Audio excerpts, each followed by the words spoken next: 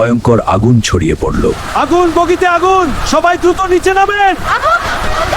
চট্টগ্রাম থেকে আসা একটি যাত্রীবাহী ট্রেন, সবাই নিজের গন্তব্যে পৌঁছানোর অপেক্ষায়, কিন্তু কেউ জানতো না একটা ভাদের জন্য অপেক্ষা করছে। আর একটু পরেই পৌঁছে যাব, আলহামদুলিল্লাহ, যাত্রা ভালোই কাটছে।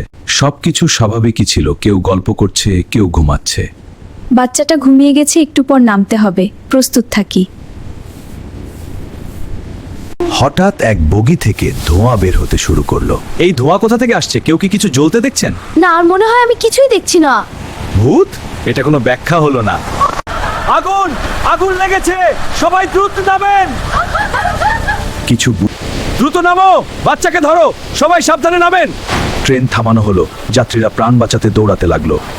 রোদ, এদিকে আসো। সবাই দৌড়াও, পিছনে তাকাবে না। চট্টগ্রাম থেকে আসা ট্রেনের একটি বগিতে ভয়ঙ্কর আগুন ছড়িয়ে পড়ল। মুহূর্তেই চারপাশ আতঙ্কে ভরে গেল। আগুন, বগিতে আগুন, সবাই দ্রুত নিচে নামেন। আগুন নিয়ন্ত্রণের বাইরে চলে যাচ্ছে, এক বগি থেকে আরেক বগিতে ছড়িয়ে পড়ছে।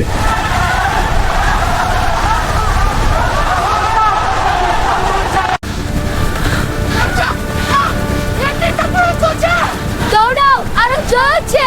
আল্লাহ আমাদের রক্ষা করো। দূর থেকে ফায়ার সার্ভিসের গাড়ি এসে পৌঁছালো। সবাই দূরে যান, ফায়ার সার্ভিস কাজ শুরু করবে।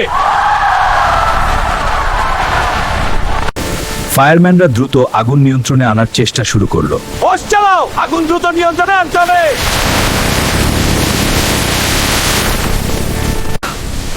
চাপ ধরে রাখো, আগুন প্রায় নিয়ন্ত্রণে। ধীরে ধীরে আগুন কমতে শুরু করলো, কিন্তু ক্ষতি ইতিমধ্যেই হয়ে গেছে। আগুন নিভে গেল, কিন্তু রেখে গেল ভয়ঙ্কর এক দৃশ্য। সব শেষ, ট্রেনটা পুরো পুড়ে গেছে। একটা স্বাভাবিক যাত্রা পরিণত হলো ভয়ঙ্কর স্মৃতিতে। এভাবে এক মুহূর্তেই সব বদলে যায়। আগুন নেবার পর দেখা গেল ভয়ঙ্কর দৃশ্য। এটা কি হলো? সবকিছু পুড়ে গেছে।